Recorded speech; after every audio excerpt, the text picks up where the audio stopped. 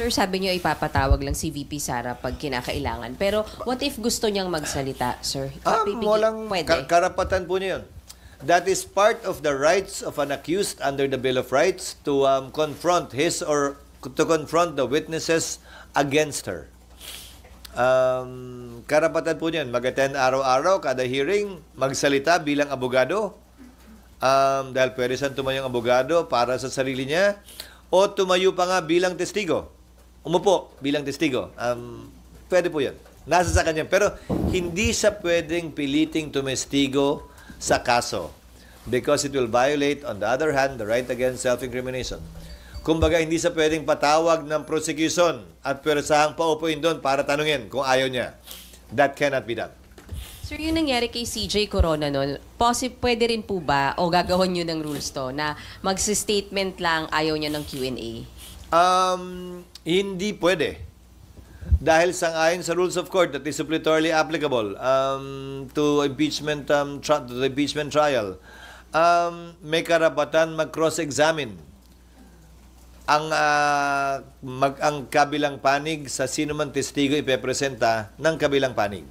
So pag nagpresenta ng testigo ang prosecution, may karapatan i-cross-examine yan ng depensa. I mean, sir, si VP Sara, kung just in case No, parang kung sino man nga, karapatan yan ng kabila. At kapag hindi na subject sa cross-examination, hindi admissible yung testimonya ng testigo. Sir, may... Sir, pag just in case naman daw ipatawag nyo, kailangan siya, pero hindi siya dumating, meron bang kaparusahan pag ganun?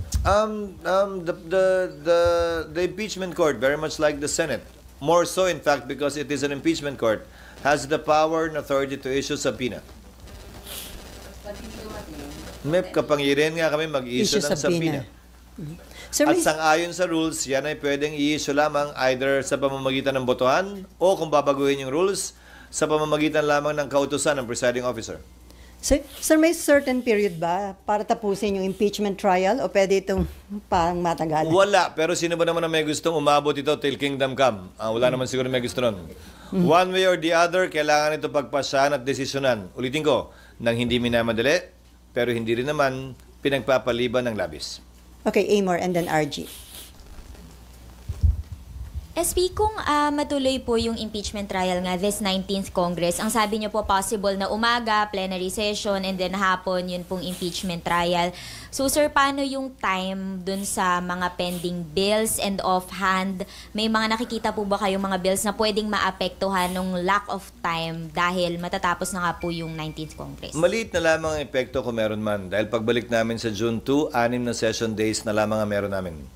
So, 6 na session days na lamang apektado nung AM-PM schedule na binabanggit mo.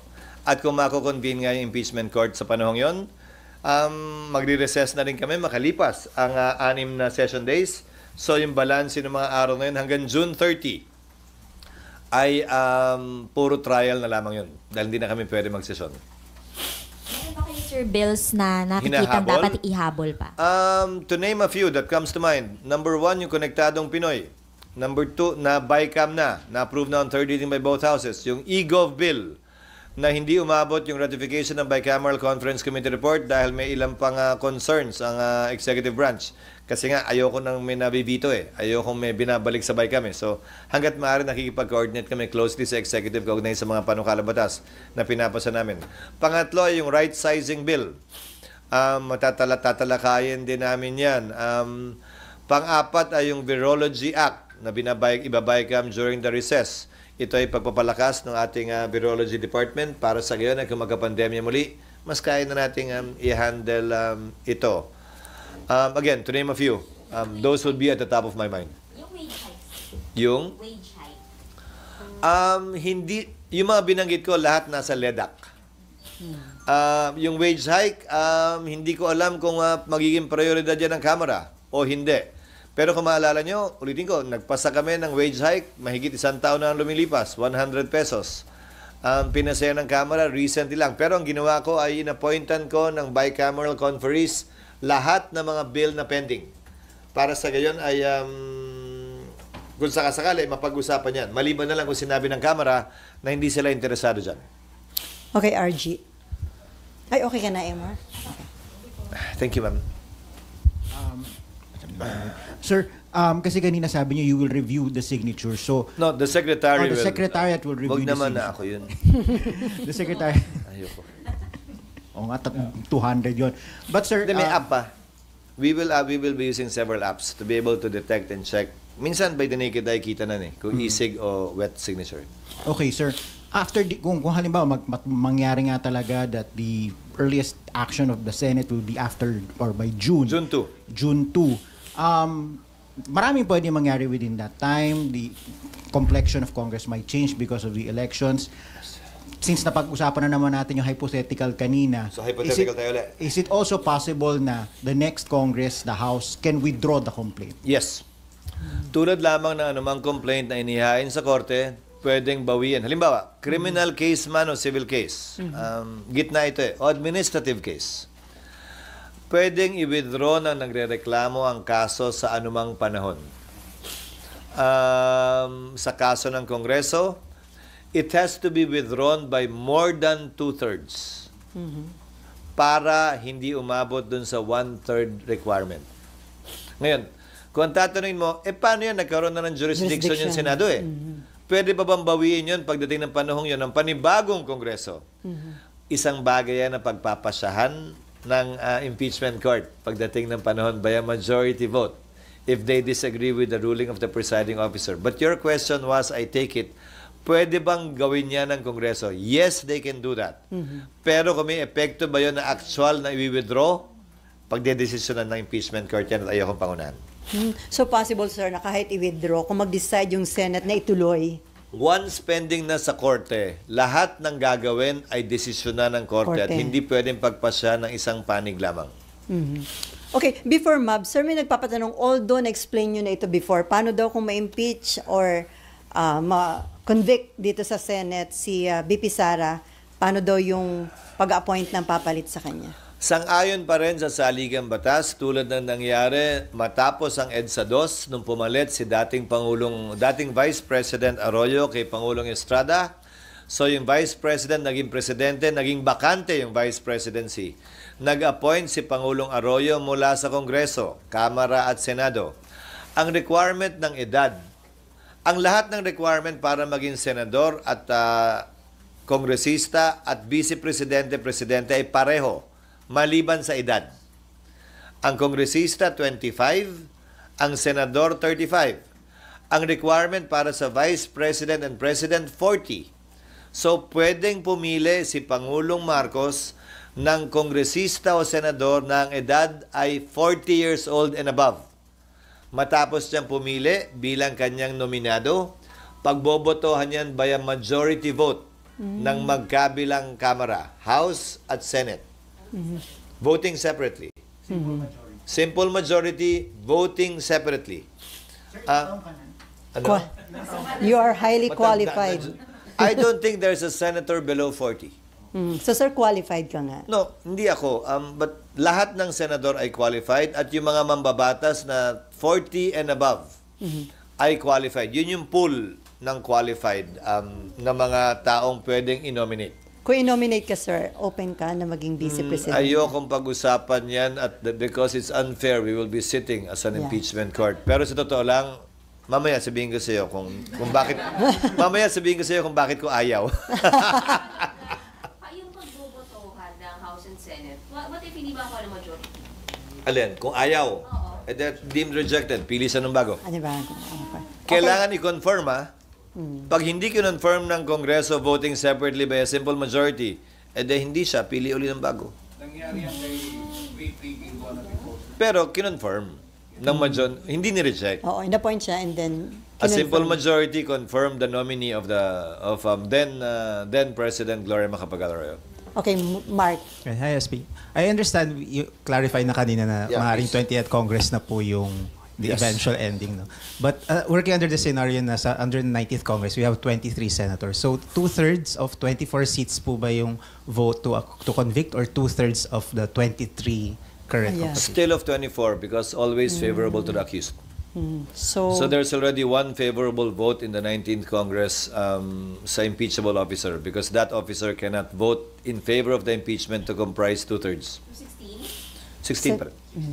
Okay. Sir, like yung impeachment depende sa mga evidence at doon sa proceeding. Wala namang certain dapat 3 months tapos na yung Wala akong balak ilagay na cap, walang cap sa rules, pero gaya ng sabi ko, through judicial affidavits, bagong rule ng Korte Suprema yan sa Rules of Court, and a stricter, longer, more complete pre-trial brief. Hindi magtatagal naman siguro ng ganun katagal. Lalo na, continuous trial talaga ito. Day to day, we will conduct the trial. Monday to Friday, Monday to Depende na, ulitin ko, sa magiging rules ng Senado. Pero nung kay Corona ba, Monday to ano ba yan? Thursday. Oo, Parang okay pahinga naman. ng Friday. Basta hindi na abot ng Sabado at Linggo yan. Kung ang teleserye nga hanggang Biyernes lang, di ba? Huwag na natin paabutin ng Sabado at Linggo. Sir, yung pre-trial. O tumatawad ka na ng 4 days. Yung kay Corona. So, hindi nalalampas ng teleserye 5 araw sa isang linggo. Yung pre-trial, mga ilang araw lang yun, sir. It'll only last for a few days. Actually, even 1 day kung nagkakasundo na sila. Given the amount of time involved, itong panahong to, hindi lamang Senado ang dapat na mag-aral, maghanda. Ang dapat sana mag-aral at maghanda rin ay yung magkabilang panig. Let me give notice to both sides. Both the prosecution panel and the defense panel of the defense team of the Vice President. They have sufficient time to prepare and study for this. So, hindi naman siguro katanggap-tanggap, hindi lamang sa amin, sa mata ng publiko, na pagbigyan anumang delay, na hindi sila handa, walang testigo, hindi handa yung ebidensya, dahil itong panahong to dapat ginugugol na nila para gawin at kompletuhin yan. Pati yung impeachment judge, sir, dapat mag-aral. Well, kahit naman ako naghahanda, magbabasa uli, ang tagal ko nang hindi nagpa-practice. Matagal-tagal na ako hindi nakakapag-appear din sa husgado. Nagbago na rin yung rules on evidence. Gagamitin ko rin itong panahong to para magbasa muli, to brush up on my rules on evidence, the Supreme Court decisions on the rules on evidence. At nang magampanan na namin yung aming tungkulin na may buong katapatan sa probisyon ng batas. Okay, Mav, and then may Ann. Sir, sorry. In case po na senator yung ma-appoint at ma-confirm, do you operate on 23 senators lang? Paano kung Ma-appoint o ma-confirm? What do you mean? Kunwari po, piliin ni Magbobotohan. Presidente. Tapos ma-confirm siya ng Kongreso. Oo, sir, ano lang, hypothetical lang. Layo mo na, ha? Yes, sir. Layo mo Hindi, na, darling, kanina, ha? sir, kasi napag-usapan na po yung kapalit. Layo mo na nga, darling, ha? Oo. Sir, kapag ka po kasi kunwari, Senador nagkaroon na ng appoint. hatol na parang by July, ganyan. So, sir, isang buong Congress na 23 lang kayo, ganun. The decision to call for a special election is to be decided upon by Congress. Ang pagtatawag ng special election sa anumang bakanting pwesto, congressman o mayor, vice mayor o senador ay desisyon ng Kongreso. Bakit? Kailangan kasi mag-appropriate ng pondo para sa special election na yon. At hindi basta-bastang nagagawa yon. Sa kaugnay naman ng COMELEC, meron silang pondo. There are times, may mga taon na may pondo sila for special elections. Pero may mga taon na wala. So kung may pondo sila to conduct special elections, COMELEC can do it on its own by basing it on a resolution either from the House or the Senate to fill that seat. Pero madalas sa madalas, in practice, hindi po ginagawa dahil may quorum pa naman ang Senado. Hindi naman makakaapekto sa quorum. Marami na rin nabakanteng posisyon sa House sa pamamagitan ng pagpanaw ng mga mambabatas. Hindi na nagpapatawag ng special election ang Kamara. Bihira magpatawag. So based on the resolution, pwede magpatawag ang COMELEC kung may pondo sila. Kung wala, kailangan talaga ng isang batas para magpatawag ng special election. Okay. Sir, sorry, may pahabol na Yes, tanong ma'am. lang po yung desk ko. Kanina, sir, yung kung hindi po atin si VP Sara, tas pinatawag siya dito, pwede siya isubpoena. Yes. Should she ignore the subpoena? What happens? Subpoena is a compulsory process, meaning to say she can be compelled to attend. Like what we do with respect to witnesses in the hearings of the Senate. The Sergeant at Arms, with the assistance and aid of law enforcement officers, may effect the compulsory order for her to appear Mag-issue in ng warrant plenary. of arrest, sir? But I heard a comment of Vice President Estrada that she welcomes this in order to present her case. So, VP Duterte, sorry. That she welcomes this. Sinasabi ko? Estrada. Sorry. VP. But I heard a comment of VP Sara in connection with the looming impeachment complaint to be filed against her that she would welcome it as an opportunity to present her side of the story vis-a-vis the accusations being hurled against her by members of the House. So I hope that will indeed be her position. So, kung mag-change yung kanyang stand, hindi nga siya mag-attend kahit may subpoena, possible yung pag-issue ng warrant of arrest. Merong subpoena lang. Hindi pa naman warrant. Subpoena is enough. Kung hindi pa rin nga siya mag-attend. Again, a subpoena is a compulsory process. The Sergeant at Arms and law enforcement officers can enforce the subpoena. Okay, and then Cecil. Sir, yung pre-trial ay mangyayari pag na-convene na? O pre-trial Under our rules kasi, wala pa yon. Kasi wala pa naman noon eh.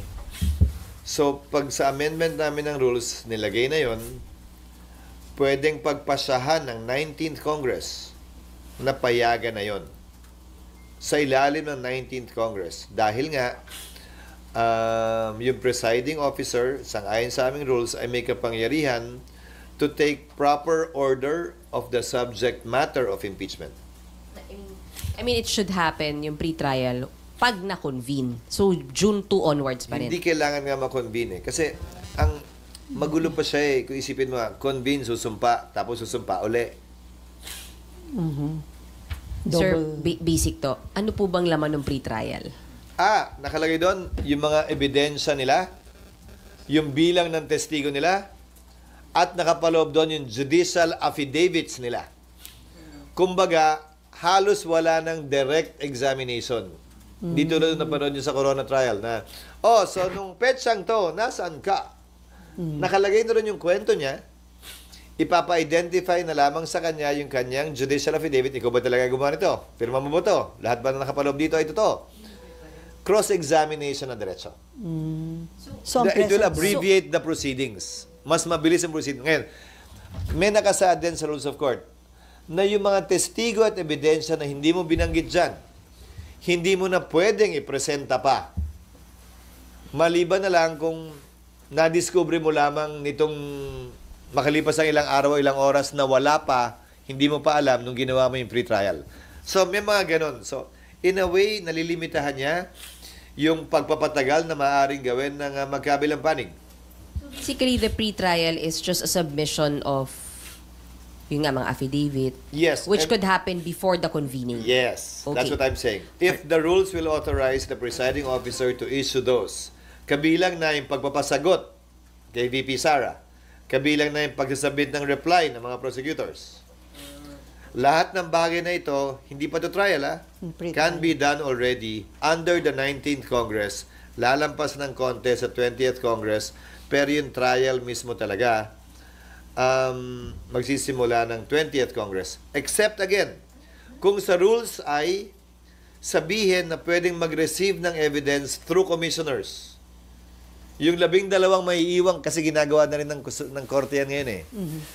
Pwedeng tumanggap na ebidensya ay may iiwang 12. Trial na rin yun in a way. Dahil tumatanggap ka na ng ebidensya through commissioners, quote-unquote eh. Not the whole court. If that will be decided upon by the majority. Sir, safe pa rin sabihin that the impeachment trial mag-uumpisa ng 19th, itutuloy ng 20th, Yes. hahatulan ng 20th. Yes. Tama, okay. Yung paghahatol, pagpapasya, 20th na. Okay, sir, isa na lang sa akin. Sir, paano po yung mga hindi lawyers na mga magiging senator judge? Dapat bang mag-aral sila? May mas extra effort pa sa kanila dapat? Oo, dahil yung abogado nga mag-aaral eh. Ako nga mag-aaral eh. So lahat kami dapat mag-aral. Pero kung susuriin nyo, ilan ba ang abogado din naman ngayon sa 19th Congress? Ako, Senator Pia, Senator Alan, Senator Tol, Senator Coco. There are 5. So, sir, itong impeachment, indication na gaano ka-importante ng mga lawyer ang lawmakers. Hindi naman kailangang abogado kasi nga Hindi naman kailangan maging abogado kasi naman kahit nga abogado, mag-aaral pa eh. Baka mamaya mas malalim pa yung pag-aaral nila kaysa nung sa abogado na akala niya alam na niya na lahat, di ba? So, hindi naman nangangahulugan. advise them, sir, na mag-aral itong break na to. Yes, to start, especially those who will remain until the 20th Congress because they're not up for the election. Siyempre, yung mga tumatakbo pa lang, asikasuhin na muna nila yung kampanya nila, okay lang yun. Okay, RG, and then Cecil, and then Jojo. Sir, as a politician, how will you describe yung political context habang nakabitin tong issue na impeachment for the next few months? I mean, can you imagine having a campaign with this and then sabi nyo aabot ng 20th? Can you imagine having a SONA, the budget hearings with this looming, hanging over everybody else's heads? This is a legal constitutional process. Hindi natin dapat to ikatakot o ikabahala. May election man, wala mang election, may SONA man, wala mang SONA. Ito'y constitutional process na tinalaga ng ating saligang batas para mapayapang maresolbahan anumang hindi natin pagkakaunawaan o para magawa yung gusto nating magawa. Or mahadlangan yung ayaw nating makita mangyari. We should not be afraid of this. If this will be an election issue, then so be it. Hindi ba maganda yun? At least may valid election issue na pwede mo talagang tanungin sa mga kandidato. Na pwede pagbasihan ng ating mga botante kung iboboto nga ba nila o hindi. Ang partikular na kongresista o senador. At least yung dalawang pwestong yun man lang. At least it will be in a way issue-based. At hindi nakabase lamang sa personalidad. So we can look at it positively too. In a way, given that this is an issue we are facing in time of during election and campaign season. So magiging election issue nga ito, sir. Kasi after election pa yung start I ng think it will be. And given what I said, that it's the 20th Congress that will actually decide on this, both the prosecution side and the impeachment judge side. Sino magbe-benefit kung maging election issue ito, sir? The public? Definitely the public. Sino ba naman ang tatalikod, tatagi at may ayaw sa isang issue-based election kumpara sa isang personality-based election? So makaka-apekto ito sa magiging voting decision ng... Ngayon, ang problema lang, siyempre, issue siya, so tatanungin ng mga tao, kung boboto kita, anong boto mo sa impeachment? Di ba? Sa kabilang banda, kailangan maghunos dili naman din sila. Kasi para pa kami nag-trial, kung may desisyon na agad sila, hindi pa nga napapakinggan yung ebidensya. So, siguro panawagan ko na rin to dun sa mga tumatakbong senador bilang isa sa 12 maiiwan, hindi bilang tagapangulo ng Senado. Bilang isa sa 12 maiiwan na maghunos dili din naman sila. Ang pinakamaganda sigurong pwedeng masabi ay tatayuan nila kung anong tama, nararapat, na ayon sa hustisya, batas at ebidensya. Kung saan man siya ituro nun. Sapat na sigurong kasagutan yon kesa, pag ako nanalo, acquit talaga yan. Pag ako nanalo, convict talaga yan. I hope they will avoid those things. But then again, I cannot control the passions of a campaign speech, especially during election time. Okay, Cecil and then Jojo. Sir, can we say na under jurisdiction na ngayon ng Senate yung si VP since na-transfer na yung impeachment case? VP herself, no. The subject of impeachment, yes. And second, yung physical preparation. Because the only time a court acquires jurisdiction over the person of a respondent, accused, or defendant is when she files her answer or in a criminal case when she is arraigned. So, on her person, hindi pa. Anyway, second, sir, yung preparation when it comes to robes and other... At least may mahabang panahon kami, 3 buwan para magpasukat. Gagawin kamukha din nung ginamit po dun sa kay Chief Justice Corona, yung naka-robe and naka-parang gala na gano'n. May sinasabi Okay lang naman yung robe, wag lang yung isama yung wig. So talagang robe, sir. Yan ang isusuot nyo.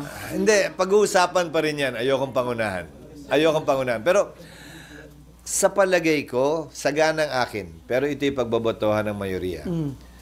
Importante pa rin yung robe, ika nga, para lamang mapaalala sa kada senador na sila'y nakaupo hindi bilang legislator, kung hindi bilang impeachment judge. If only to constantly remind them while they're there, seated, in the same seat that they usually sit in, that they are there as impeachment court judges, not as ordinary legislators. If only for that. Kung ako tatanungin, mas gusto kong meron. Nasa rules ba kung yung color and others? Wala. Sa pagkakaalam ko, wala. Sir, unfair daw yung walang wig, sabi niyo ba? Ano? Unfair na walang wig. Okay, Jojo. Sa ibang jurisdiction o bansa kasi may ganon yung mga maestrado eh. Okay, Jojo. Yes. Sa iba na baritin yun na magkakaroon ng pre-trial and then yung mag-i-start ang impeachment trial at 28 Congress na cross-examination ba kaagad na yun? Posible. Ayokong sabihing safe gawin dahil pagpapasyahan pa lamang yan ng mga miyembro ng Senado pagbalik namin ng June 2. Pero yung mga option na to, ipepresenta at ilalahad namin sa mga miyembro para makonsidera at mapagbotohan pagdating ng June 2. Yung ba isa sa magandang option para mas mapapadali matapos itong impeachment trial? Ulitin ko, hindi namin to ginagawa para madalian. Yan ay nakapaloob sa rules of court na suppletorily applicable na kailangan naming ibagay sa proseso ng impeachment na kakaiba sa isang civil, administrative o criminal case kung saan sumasaklaw yung rules of court. So, pagpapasahan yan ng Senado pagbalik namin. Pero lahat ng options na to ipepresent namin sa kanila. Okay, last 3 questions from Poca. Uy, ubusin nyo na para hindi na wala ng interview pagkatapos nito. Thank you, Sally. Bakasyon na eh. Sir. Yes, Sir, of course. good morning. May bisita pala tayo ngayong umaga. Medyo marami kami.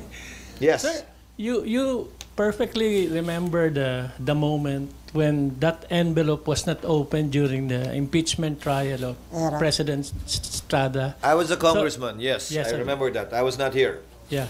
I'm sure that you totally want to avoid such a volatile political impasse. But how? By maintaining the credibility and impartiality of the impeachment court, which is what I'm trying to do beginning today. Again, without fear nor favor, nang walang pinapaboran, nang walang kinikitilang karapatan, gagampan na namin yung aming tungkulin. Pero sa dulo, sang-ayon kasi sa rules on impeachment. Kaya di ba si Senator Pimentel noon ay nagbitiw, kung tama ang pagkakaalala ko. Dahil under the Constitution, ang uupo bilang presiding officer talaga kapag ini-impeach ang presidente ay Chief Justice. Hindi naman talaga, wala namang co-presiding eh. Wala rin namang majority leader ang impeachment court eh. Ginawa lamang nila noon yun eh. Kung talagang korte yan, Chief Justice ang presiding officer sa presidente pag in-impeach. It's the Senate President that presides in relation to other impeachable officers, Vice President down. At ang proseso ay, anumang order initially will be decided upon by the presiding officer. If a member disagrees, he can stand up, question it, or object to it, pagbobotohan ng plenaryo. Yun yung proseso. Masunod man o hindi yung gusto ng nakararami, yun ang desisyon ng korte. Ngayon, pwede rin desisyon na ng presiding officer kung ayaw niyang magpasya. Sasabihin niya, ayokong magpasya dyan, ibabato ko sa plenaryo. Kayo mag-decide. Kung ano man ang maging resulta nun, yun ang susundin ko bilang presiding officer. Sang-ayon man yan o taliwas sa gusto ng mas nakararami. Yun yung proseso eh. Actually, they had no choice at that time but to follow the majority. Sir, follow up. Yes, please. Sir, the matter of shifting an impeachment case from the 19th to the 20th Congress, we heard your position, Yes. but can that be questioned and clarified with, for example, the Supreme Court? Of course. They can do that. Pero unahan ko na rin. Kung gagawin man nila yan, Maliban na lamang kung may temporary restraining order na i-issue ang Korte Suprema kaugnay nito sa transition na ito, magpapatuloy ang trabaho namin, 19th o 20th Congressman yan, at hindi pwedeng gamiting rason dahilan o palusot yan ninuman, prosecution man o respondent na may nakabingbing kaso, basta't walang temporary restraining order. Yun lamang ang pipigil sa Kongreso na magpatuloy sa proseso ng impeachment. Okay, Pero last karapatan po nila yun. Okay, last Pero question. sagutin ko rin siguro, pero para sa akin, so may 1-year ban, gagawin uli, lalong tatagal, lalo tayong maghaharap sa iba't iba. Hindi ba gusto na magkabilang panig? Kabilang na impeachment judges, ha? Hindi ba natin gustong lahat na matapos ito? One way or the other. And I think it's in everybody's interest. Teka, last 2 question na lang tayo. Hindi, okay lang. Sige. Okay lang, basta Go wala ahead. ng interview pagkatapos ito. Para Okay. bakasyon na. Okay, go ahead. SP, good morning. Michael Flores po sa Reuters. Maray Tabi. Siring man.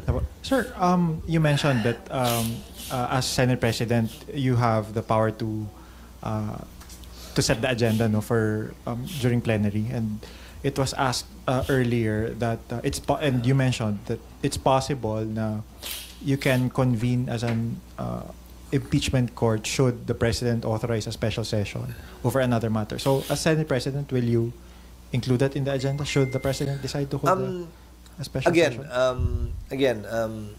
If the Secretariat is ready, yes, it will be included in the agenda, but it's not my sole decision. It will be voted upon by plenary.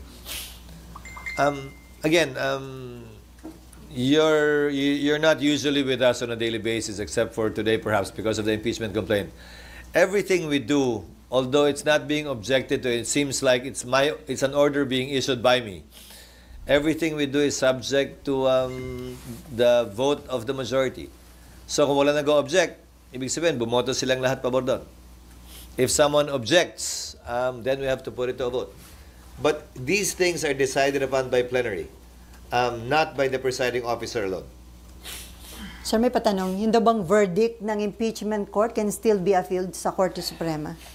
As far as I know, no. Final na yun, sir. It has been tried, I think. I forget the ruling. For having committed grave abuse of discretion or something, but I think the Supreme Court dismissed it. Again, if my recollection serves me right. But I'm not sure. Okay, from Bloomberg? Yes, ma'am. Okay. Yeah, thank you. Senator, I have a non-impeachment related question. About one of the laws we passed? Yes, I think so. Yeah. Finally. It's a bill that you authored, I believe, about that bill on mining. Exactly, prohibiting what's the status of that, sir, and has it reached the BICAM? I think we passed it on third reading, but the period is 10 years. Not 5. Ba't nakalagay dun? 5 ba o 10? Alam ko 10 eh. 5. 5 ba? Yung effectivity after 5 years pa. 5 ba? 5 ba nakalagay? Hindi ba in-amend na 10? Pakicheck 5 na lang. years nakalagay. 5 years after the approval. Sa bill o sa in-approve namin? Oo. Pakicheck. Yung effectivity ng ban, parang 5 years after. 5 o 10? Hindi ko na maalala eh. Ano bang... Pero doon sa nakita namin PR.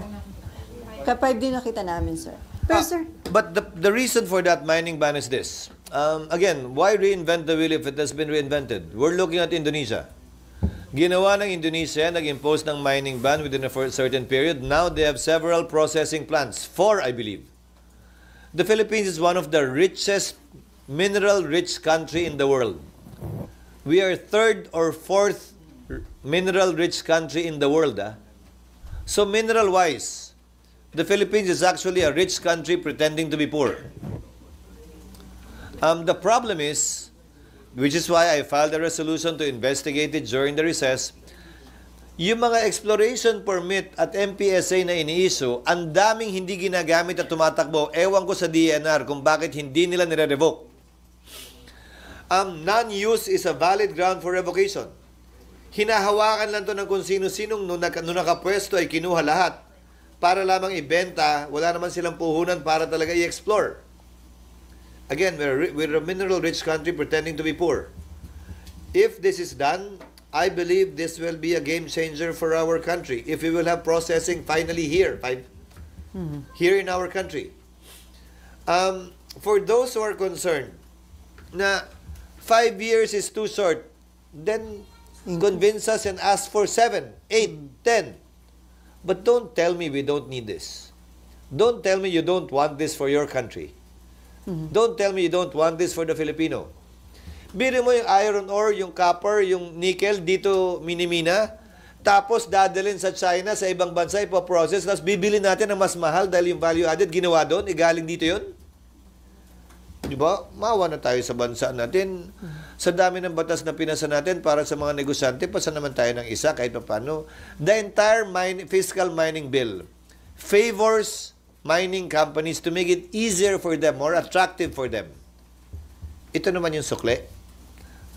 Makapagbigay ng trabaho sa Pilipino, value added at buwis dito kesa galing na lamang sa ibang bansa palagi yung finished product o value added product.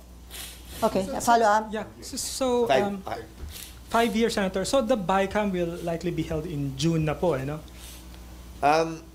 During the break, I'm hoping it'll be done during the break. During the break.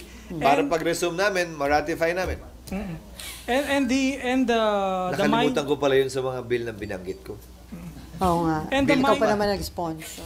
And the mining companies will have a chance to maybe make an argument, no, to extend it. Of course, I've heard their arguments actually. Okay. I've talked to most of them already because they sent position papers already. But again, I will also appeal, if they want to appeal this, I want to appeal to them too. Don't talk to me about removing that provision. Touring naman yun eh. Talk to me about hindi kaya ng 5, pwede ba 7? Hindi kaya ng 7, pwede ba 8, 10? But don't tell me we don't need this. Don't tell me that we should not do this. Because that is clearly wrong and un-Filipino.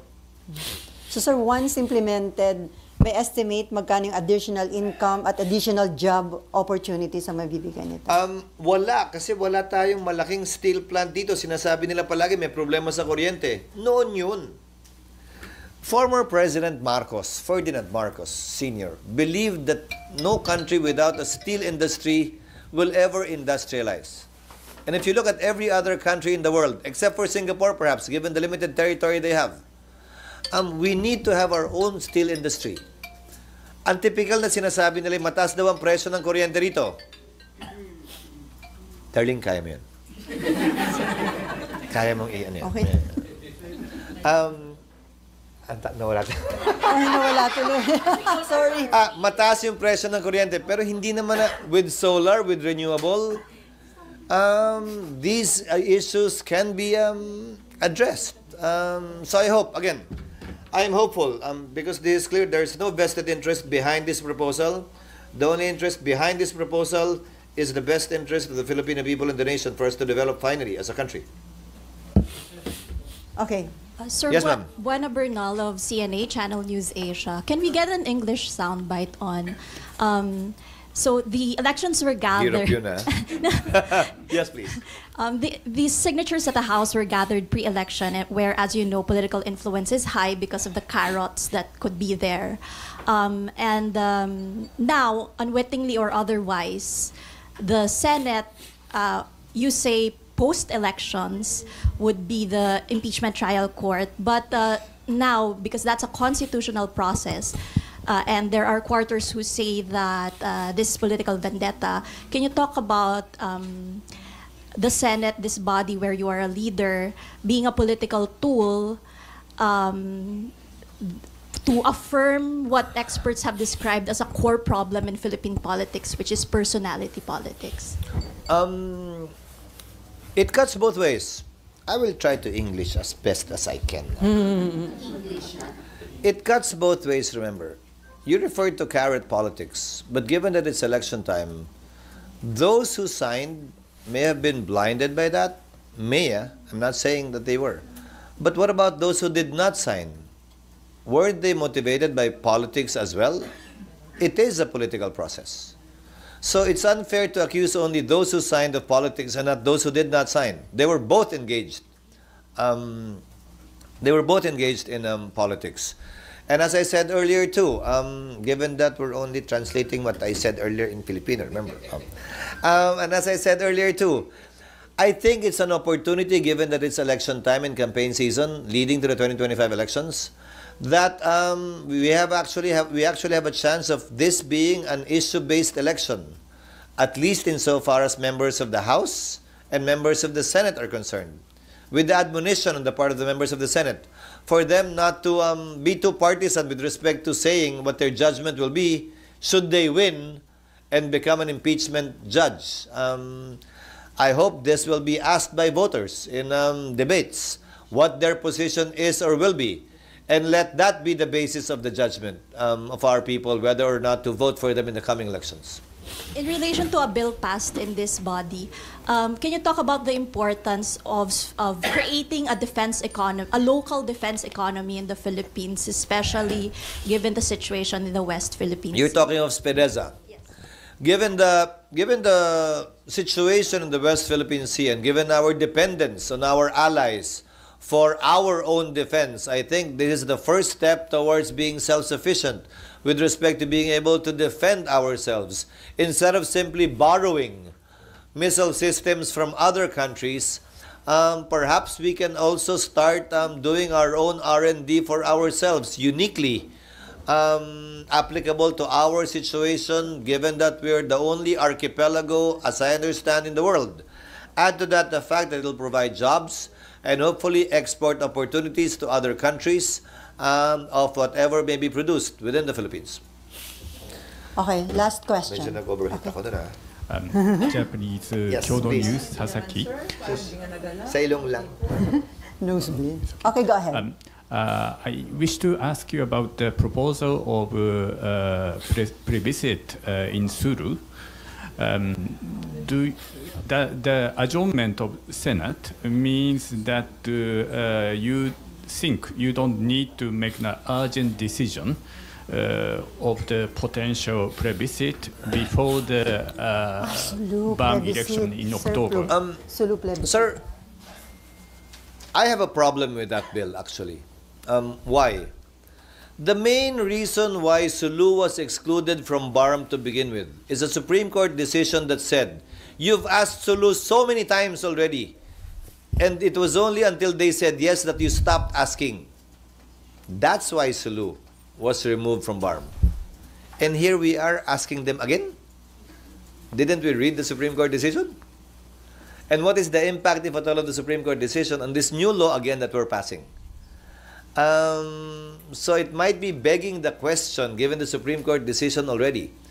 So we need to study it further, whether or not the Supreme Court decision actually bars us from asking them again, which we have done 4 or 5 times already, which is one of the main reasons for excluding. Remember, the Supreme Court said, among others, you've asked them several times whether or not to join, but you didn't ask anyone who already joined if they want to leave. That's unfair. That's wrong. So the counterpart measure of this would be, we can ask Sulu again, but will we ask the others if they can leave? These things should be studied at the risk of passing an unconstitutional law once again. Okay, another question from Pokat. Pam po from AFP. Sir, just to clarify, you've mentioned po na pag-uusapan ang rules during the recess. So tatanong ko lang po kung meron bang specific timeline on that? None. The deadline would be on June 2 when we resume. What we will be doing essentially is I will be instructing the Senate Secretary, Senate Legal, in consultation with some experts in the legal field that we might get as outsourced resource persons to draft amended rules, updating it with respect to the rules of court, and answering some of the gaps discovered during the Corona trial. Most of the officials at that time are still here. And make the corresponding recommendations during the recess, send them to the members of the 19th Congress so they can study it, evaluate it, refer it to their own consultants so that we can act on it and vote upon it when we resume. Okay, last question from JV. Isa lang po. Yes, sir. Okay po. Ayun, given the marami pa tayong kailangang ihabol na bills, sapat na Actually, po ba? konti na lang, mga 7. Konti na lang. So are Mga you okay, sorry po. So are you confident na from June 2 to 13 may papasa natin, ma-ratify natin, or gusto nyo sana magkaroon ng special session? I am hopeful we can do it within the 6 session days. Why? Even if it has not yet been approved on second reading. No. Even if it has not yet been reported out in committee. If they do that during the recess, we can report it out on Monday. Remember, we have 6 session days. We can report it out on the first day, sponsor it on the first day or on the second day, subject it to interpellations for 3 days. No, I'm sorry. For 1 day, approve it on second reading, and with a 3-day notice, approve it on third reading. If we extend sessions on a Thursday, we can do more. If the President certifies it as urgent, then we can dispense with the 3 days. So, I am very hopeful that yes, we can. With the assistance of the Executive, if it is a priority measure, we can abbreviate the process and pass certain other bills that haven't even been sponsored on the floor in the 6 remaining session days that we have, while at the same time acting on the rules on impeachment. Okay, sir, pahabol na lang. According to Senator Amy Marcos, ayaw niya ng impeachment, ayaw niya ng destabilization, ayaw niya ng gulo sa ating bansa. Ang reason, ang dami na daw problema, mataas ang presyo ng bilihin, naghihirap ang mga Pinoy. So, impeachment ba at destabilization ang solusyon? Nakakahiya, bagkus daw na harapin ang dumaraming tunay na problema ng bansa. May basis po ba yung kanya? I respect her decision, especially given that she's a re-electionist that should be focusing on sharing with our people her position on these issues, which she's exactly doing. However, it is now a reality and a fact, whether we like it or else. Nasa amin na yun. At meron kaming trabaho at constitutional duty na gampanan nito. Ang panawagan ko at ang sisikapin kong gawin, gaya ng sabi ko, tiyakin na ito yung magiging patas, parehas na ayon sa batas, walang kinikilingan at walang pinapaboran. Higit sa resulta, ang importante ay kapanipaniwala at may kredibilidad ang proseso. Iyon ang aming tututukan at bibigyan ng pansin. Pero yung gano'ng statement, hindi makaka-apekto sa kanyang pagiging impartial or fair as impeachment judge. Again, she was talking of the impeachment process. Not, again, okay lang naman sabihin, bakit ba? Sana wag na lang. Karapatan na yun. Okay. Wala naman siyang binanggit o sinabi kaugnay sa boboto sa pabor o kontra. Doon sa nasasakdal. Okay, on that note, thank you so much, Senate President Jesus Escudero. No more.